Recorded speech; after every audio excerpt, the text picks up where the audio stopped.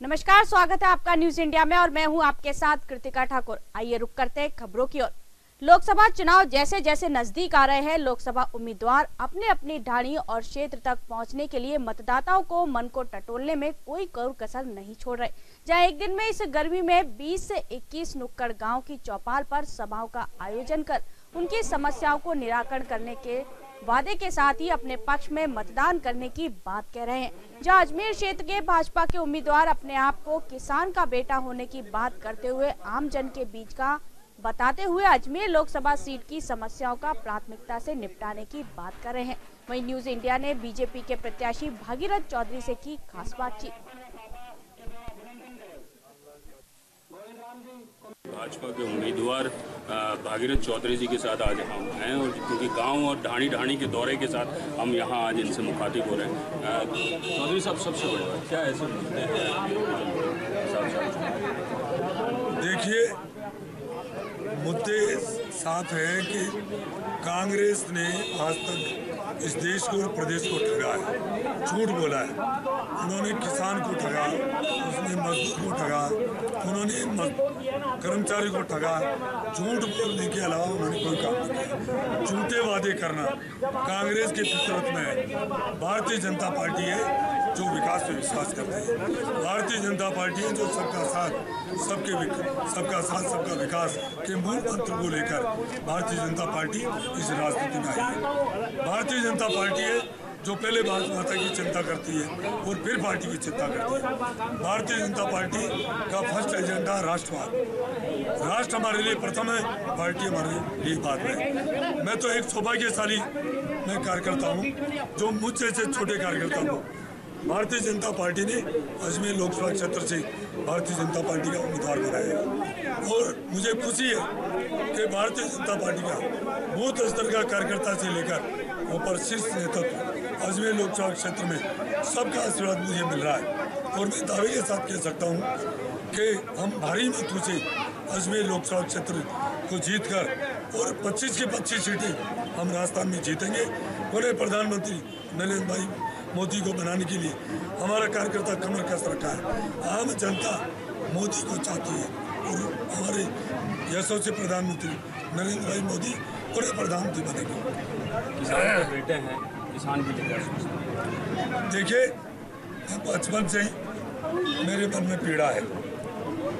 किसान को जातियों में बांटना इस देश के लिए दुर्भाग्य की बात है। किसान की कोई जाति नहीं होती है, किसान एक वर्ग है और गांव में रहने वाला कोई जाति बिरादरी का वो किसान है। जब तक किसान का भला नहीं होगा, किसान का विकास नहीं होगा, जब तक देश का विकास नहीं हो सकता है।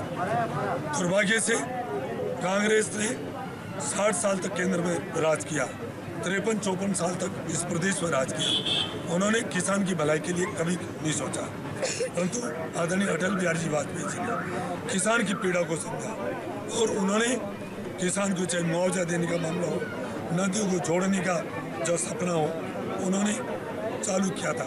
दुर्भाग्य से अटल जी पुनः प्रधानमंत्री नहीं बन सके और योजना ठंडे बस्ते में चले। अब उस योजना को नरेंद्र भाई मोदी जी पूरा करेंगे। इसलिए मेरा पहला यही रहेगा, नदियों को जोड़े, हर खेत को पानी मिले, हर हाथ को काम मिले, गाँव में नौजवानों को रोजगार मिले, किसान के घर में खुशहाली आए।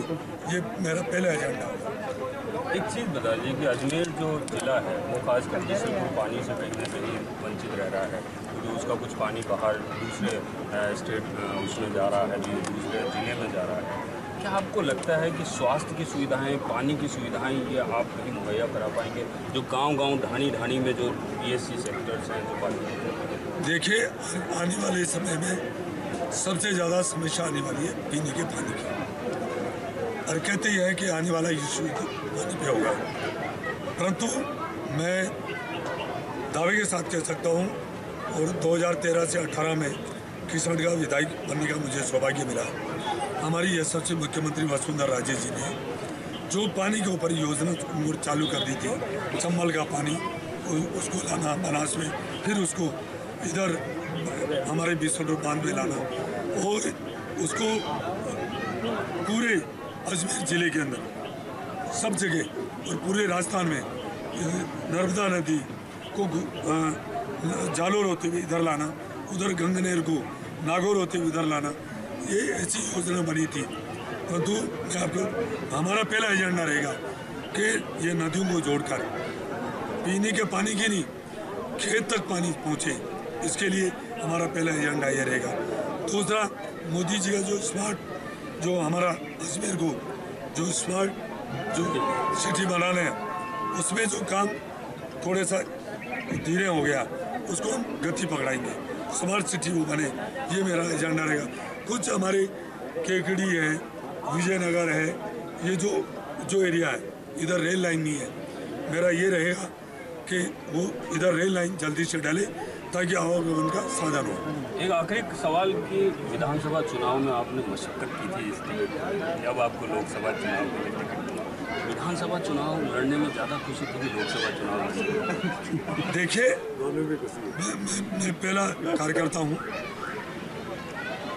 मैं ये भारतीय जनता पार्टी में संभव है, जो मेरे जैसे छोटे से कार्यकर्ता हैं, 3 दफे भारतीय जनता पार्टी ने विधायक का टिकट दिया है। और मैं और कह दूं आपको, मुझे जब भी टिकट दिया है, घर बैठे टिकट दिया है, कोई मकसद करने की जरूरत नहीं थी। और ईश्वर करता है, वो अच्छे के लिए करता है, ऐसा मेरे मन में कभी नहीं आया था। जो ही विधानसभा का जो लिस्ट आई थी और जब मैंने टीवी में देखा था, और मेरे मुंह से यही निकला, ईश्वर करता है, वो अच्छे के लिए करता है। ये जो ईश्वर करता है, वो बढ़िया के लिए करता है। मुझे जनता जनार्दन का आशीर्वाद है, पार्टी शीर्ष नेतृत्व का मेरे ऊपर भरोसा है।